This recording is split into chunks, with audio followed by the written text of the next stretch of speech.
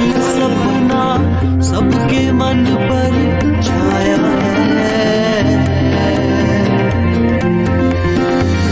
सुनता हूँ मैं हर पल लेकिन तुमने ये बतलाया है। सोच की कोई दिशा नहीं पर समझ की सुंदर काया है। Born to be remembered, born to be remembered, born to be remembered, born to be remembered। नमस्कार साथियों, मेरे यानी बबीता जैन के साथ चलिए करते हैं शुरुआत बॉर्न टू बी रिमेम्बर्ड के आज के इस खास एपिसोड की। लेकिन सबसे पहले करेंगे बात एक ऐसे कलाकार की जिन्होंने बांग्ला रंगमंच को नई दिशा प्रदान करने के साथ साथ हिंदी सिनेमा को भी अपने हास्य से सराबोर कर दिया। अमिताभ बच्चन की फिल्म 7 हिंदुस्तानी में एक हिंदुस्तानी ये भी थे। जी साथियों, हम किसी और की नहीं बल्कि आज ही के दिन 1929 में जन्मे उत्पल दत्त की बात कर रहे हैं। 70 के दशक में भारतीय समानांतर सिनेमा की नींव जिन फिल्मों के साथ रखी गई, उनमें से एक प्रमुख फिल्म भुवन शोम भी थी। इस फिल्म में नायक की भूमिका निभाने वाले उत्पल दत्त को 1970 में श्रेष्ठ अभिनेता का राष्ट्रीय पुरस्कार भी प्रदान किया गया था। पर इस पुरस्कार के बावजूद इन्हें हिंदी सिनेमा में असली पहचान मिली ऋषिकेश मुखर्जी की फिल्म गोलमाल से। गोलमाल में उत्पल दत्त ने अपनी गंभीर छवि से एकदम अलग भवानी शंकर के पात्र को इस कदर निभाया कि मूंछों से उनका वो प्रेम आज भी लोगों को गुदगुदा जाता है। बुढ़ा है घर में? कौन बुढ़ा? वही तुम्हारा मालिक भवानी शंकर। ये आपसे किसने कहा कि भवानी शंकर बुढ़ा है? अरे मालिक, जिसका नाम भवानी शंकर हो वो तो पैदा होते ही बुढ़ा हो गया, क्यों, है ना? अच्छा जाओ बुलाओ बुलाओ। आप यहाँ बैठिए, मैं बुलाता हूँ। Okay, come in young man. Good morning. Good morning. आप? मेरा नाम भवानी शंकर है। भाई जो आपका भी कोई जुड़वा भाई है क्या जो यहाँ माली का काम करता है? नहीं, मेरे यहाँ कोई माली वाली नहीं है, मैं खुद ही अपना बगीचा संभालता हूँ। अरे रे रे रे रे रे, अब तो मैंने बहुत बड़ी गलती कर दी। क्या? मैंने आपको बुढ़ा कह दिया। तो क्या हुआ? बुढ़ा तो मैं हूँ ही। हाँ, बुढ़े तो आप हैं ही, लेकिन जैसे अंधे को अंधा नहीं कहना चाहिए, लंगड़े को लंगड़ा नहीं कहना चाहिए, वैसे ही बुढ़े को बुढ़ा नहीं कहना चाहिए। इससे उसके मन को ठेस पहुंचती है। Am I right? और जिस अंदाज में वो अच्छा बोलते थे वो उनका ट्रेडमार्क बन गया था। इसके बाद हिंदी फिल्मों में उन्हें हल्की फुल्की भूमिकाएं मिलती चली गईं और इन्हें देखकर किसी को यकीन नहीं हो रहा था कि बांग्ला व हिंदी मनोरंजन के इस दिग्गज अभिनेता ने असल में अपने करियर की शुरुआत अंग्रेजी रंगमंच से की थी। आपको भी यकीन नहीं हुआ ना? वैसे अंग्रेजी रंगमंच से उनका जुड़ाव कॉलेज के समय से ही था।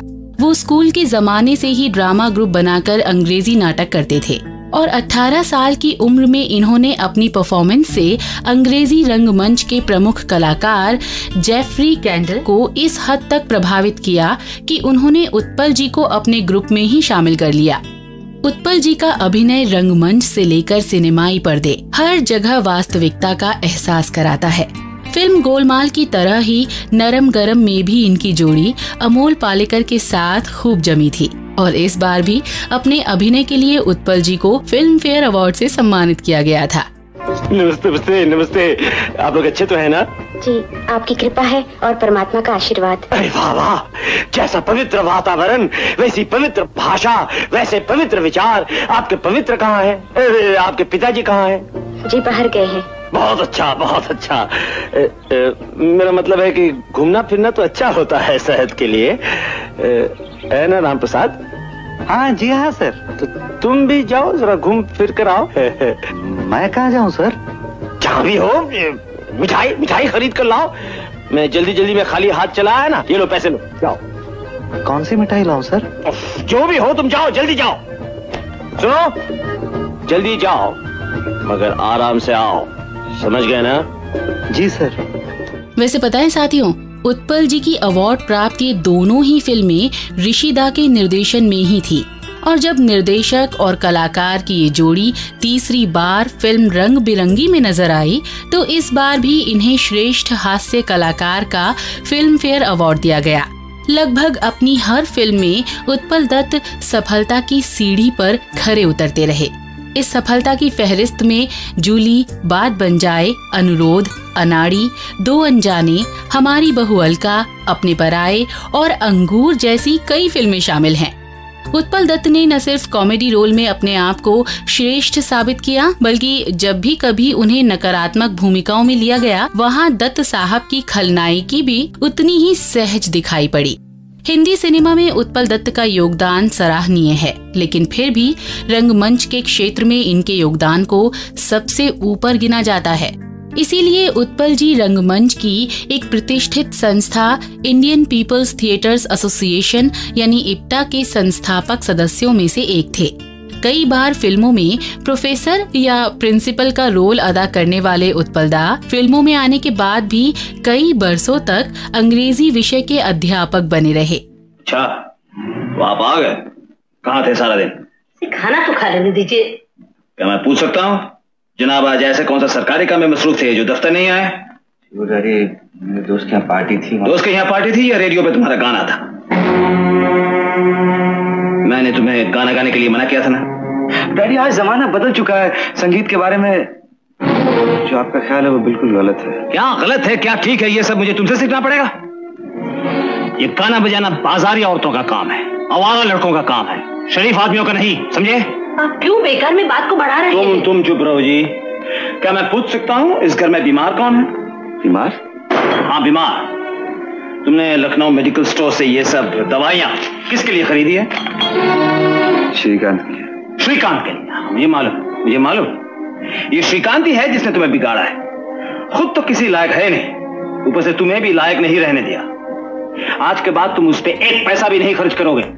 हिंदी पर्दे पर कभी पिता तो कभी चाचा, कहीं डॉक्टर तो कहीं सेठ, कभी बुरे तो कभी अच्छे होने की भूमिका अदा करने वाले उत्पल दा को दर्शक कभी भी किसी भी रूप में नहीं भूल सकेंगे। ऐसे सहज कलाकार का 1993 में सिर्फ 64 वर्ष की उम्र में ही देहांत जरूर हो गया था, मगर अपनी भूमिकाओं के जरिए उत्पल दत्त अभी भी हम सब के बीच जिंदा हैं। आज 20वीं सदी के प्रोग्रेसिव बांग्ला थिएटर के महान नाटककार एवं प्रतिष्ठित फिल्म अभिनेता उत्पल दत्त को उनकी जयंती पर हमारी पूरी टीम की ओर से हमारा सलाम।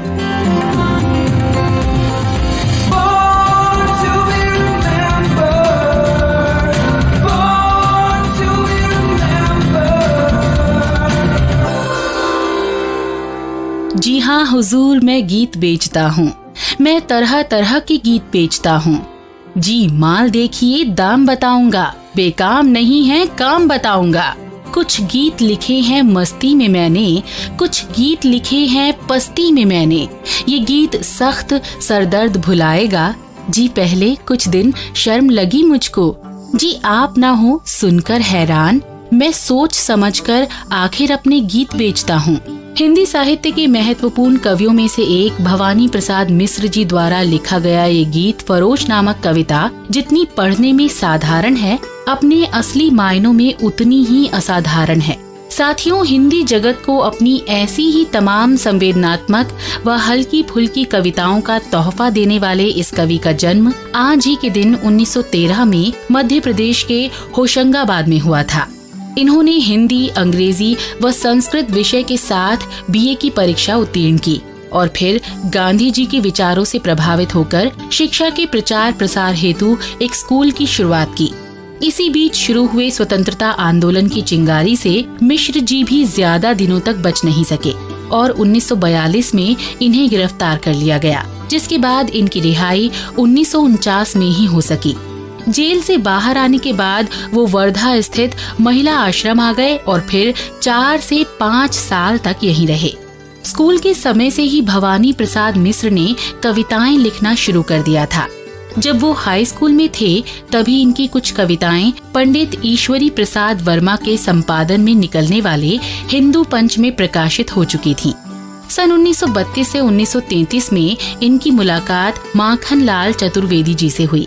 और फिर इन्होंने भवानी जी की कविताएं कर्मवीर में प्रकाशित कराना शुरू कर दिया।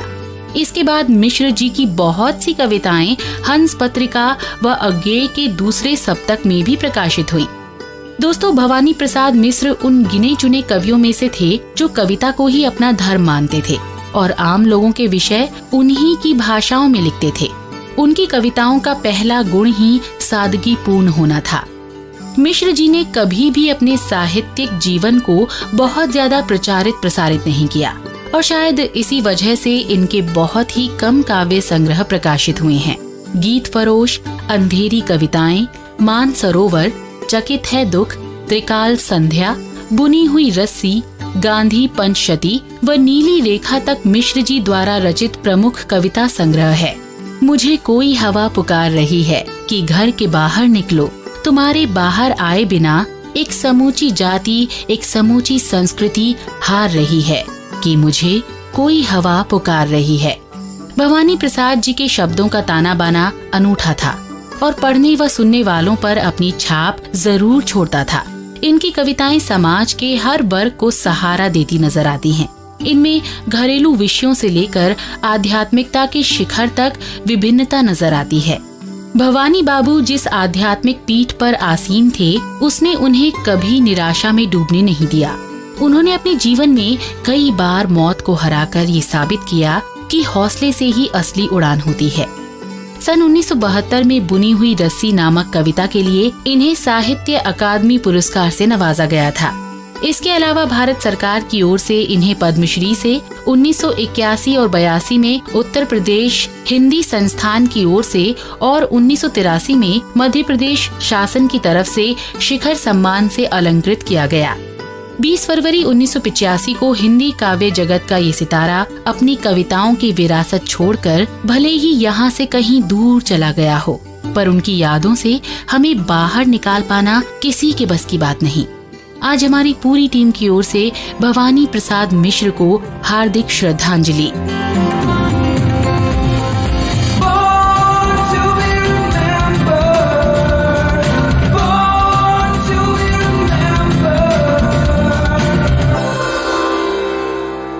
और कस के दो दिए लबाड़े के चलो थाने।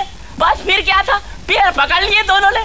अरे बहुत बदमाश है, मगर हमारा नाम भी सूरमा भोपाली ये सही नहीं है। अब आप समझो कि पैर पकड़ के दोनों रो दिए हैं कि सूरमा भाई माफ कर दो। वो तो मैं माफ कर देता, मगर मुझे इस बात पर गुस्सा कि मेरे इलाके में आ कैसे गए। पहचाना इस आवाज को आपने? वैसे मैं भी क्या पूछ रही हूँ आपसे, इसे तो कोई भी पहचान लेगा। बिल्कुल, ये है आवाज जानी मानी व प्रतिष्ठित हास्य कलाकार सैयद इश्तियाक अहमद जाफरी उर्फ जगदीप की। दोस्तों, जगदीप ने अपने पूरे करियर में तकरीबन 300 से भी ज्यादा फिल्मों में काम किया है। 1975 में आई फिल्म शोले तो सभी को याद होगी। अब इतना याद है तो जरा अपने जहन में लाइए सूरमा भोपाली को। सूरमा भोपाली का वो कैरेक्टर जिसने शोले फिल्म में कॉमेडी का तड़का लगाया था।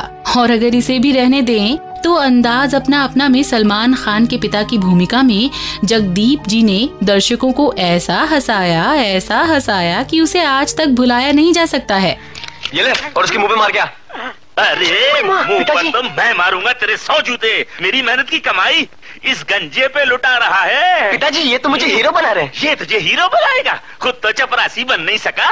मेरी फिल्म में मैं आपको भी हीरो बनाऊंगा अंकल। अंकल? अबे बहुत पुराना पापी है तू। मेरे बाप को झांसा दे चुका है, बच्चा बन रहा है। एक बात कान खोल कर सुन ले, अगर मेरे बेवकूफ बेटे को और बेवकूफ बनाने की कोशिश की ना तो सुई इस कान में घुसेड़ूंगा, इसमें से निकाल के तेरा कलाबत्तू बना दूंगा। बोलती बंद होती सुनी होगी, तेरी सुनती बंद कर दूंगा। जगदीप का जन्म आज ही के दिन 1939 में झारखंड के दतिया जिले में हुआ था और इन्होंने अपने करियर की शुरुआत बतौर बाल कलाकार B.R. चोपड़ा की फिल्म अफसाना से की थी। इसके बाद अब दिल्ली दूर नहीं, 2 बीघा जमीन जैसी कई सफल फिल्मों में भी जगदीप हास्य रस से सराबोर ही नजर आए। वैसे पता है आपको कि बहुत सी फिल्मों में जगदीप जी पर गाने भी फिल्माए गए हैं। पास बैठो तबीयत बहलाएगी, मौत भी आ गई हो तो टल जाएगी। पास बैठो तबीयत बहल जाएगी, मौत भी आ गई हो तो टल जाएगी। धार काजल की तुम और तीखी करो, मांग होठों की मीठी हंसी से भरो। जिंदगी झूमने पर मचल जाएगी, मौत भी आ गई हो तो टल जाएगी। पास बैठो तबीयत बहल जाएगी, मौत भी आ गई जाएगी। आपकी तबीयत बहली इस गाने को सुनकर। सिनेमा जगत के जाने माने कलाकार जावेद जाफरी व नावेद जाफरी पर उनके पिता यानी जगदीप की छवि साफ नजर आती है। बड़े पर्दे के अलावा जगदीप जी ने छोटे पर्दे के कुछ धारावाहिकों में भी अपनी कॉमेडी की झलक दिखाई है। आज भी हर कोई उनके एक्टिंग का दीवाना है और इसीलिए जन्मदिन के मौके पर आज हम सभी की ओर से जगदीप जी को बहुत बहुत बधाई।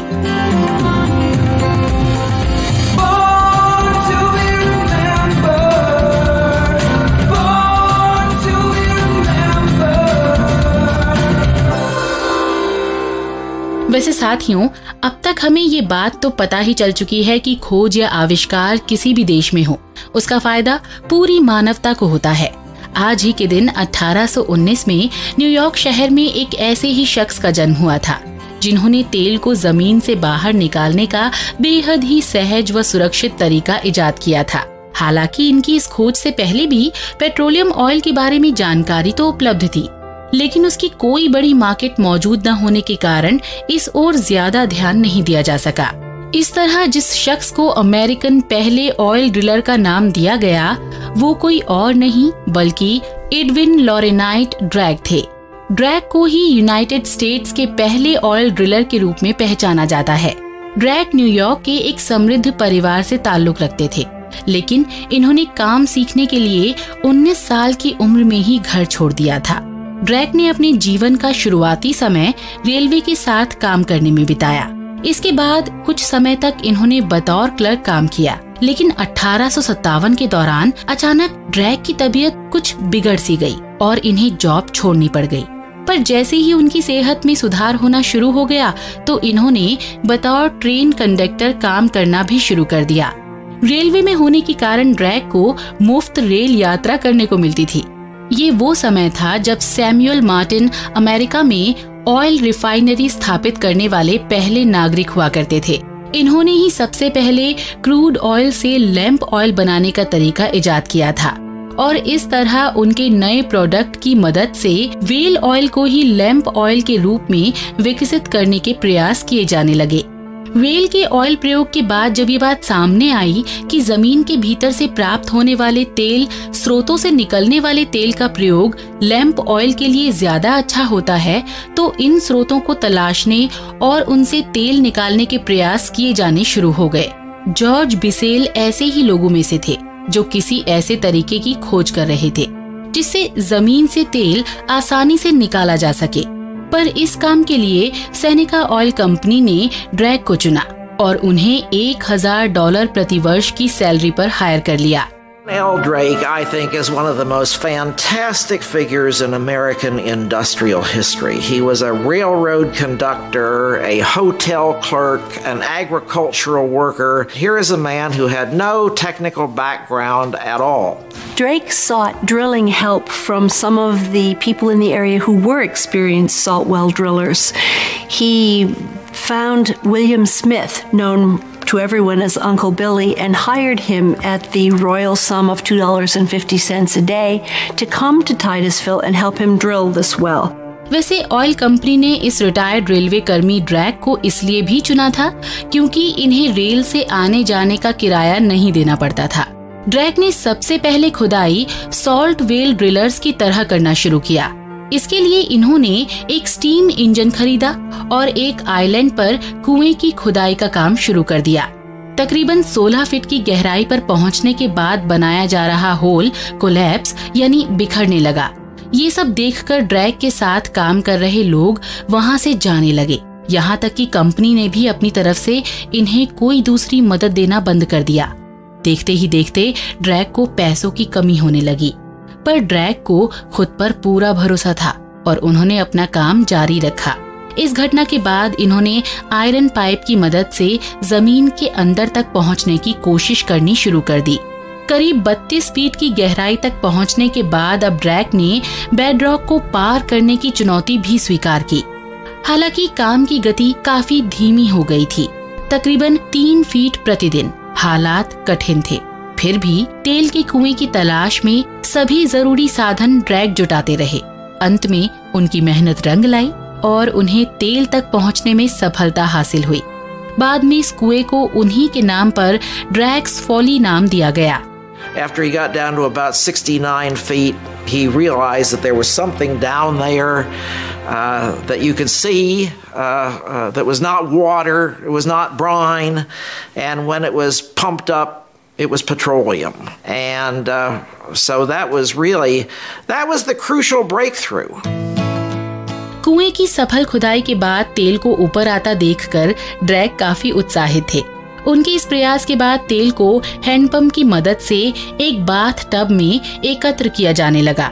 पाइप की मदद से बोरहोल को नष्ट होने से बचाकर खुदाई करने का जो तरीका ड्रैग ने इजाद किया, उससे केरोसिन ऑयल की उत्पादन क्षमता पहले से काफी बढ़ गई, जबकि इनके पहले तक ये काफी सीमित मात्रा में उपलब्ध था।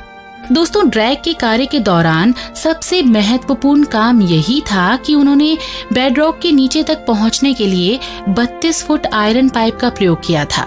इस आइडिया ने होल को पानी के स्रोत के साथ मिलने से रोका और ड्रिल को सफलतापूर्वक अंजाम दिया। ड्रैग द्वारा दिया गया ये सिद्धांत आज भी बहुत सी कंपनियां हाइड्रोकार्बन्स यानी जीवाश्म ईंधनों की खुदाई के लिए इस्तेमाल कर रही हैं। जिस वक्त एडविन ड्रैग ने ये खोज की थी, वो उसे पेटेंट नहीं करा पाए और इसका फायदा दूसरे उद्योगपतियों को मिला। बहुत से लोग ड्रिलिंग का इस्तेमाल करके लखपति और करोड़पति बन गए, पर यहाँ तक पहुँचने के लिए ड्रैग ने अपनी सारी जमा पूंजी तक लगा दी थी, जिसे देखते हुए 1872 में पेंसिल्वेनिया ने इस क्रेजी मैन को $1,500 प्रति वर्ष देने की मांग की। ड्रैग के सम्मान में ही अमेरिका में एडविन ड्रैग म्यूजियम का निर्माण किया गया था और आज हमारी पूरी टीम भी तेल के इतिहास में महत्वपूर्ण स्थान रखने वाले एडविन ड्रैग व उनके योगदानों को तहे दिल से सलाम करती है।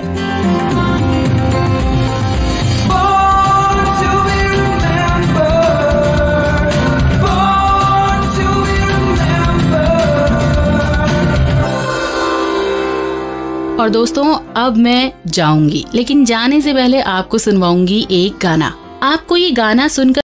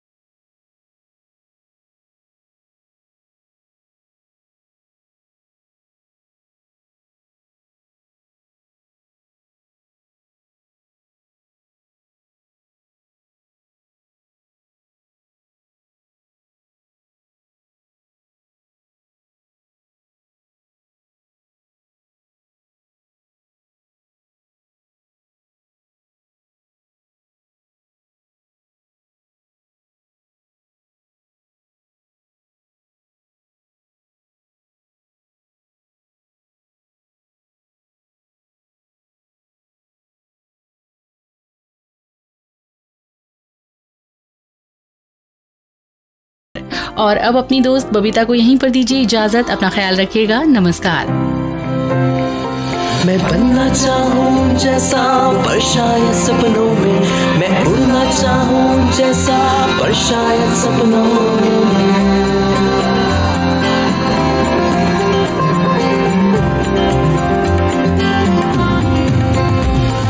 सपनों की है उड़ान, काटे पतले फूल समान, रोक न पाए वो मुझको मुट्ठी में मेरी है आसमान।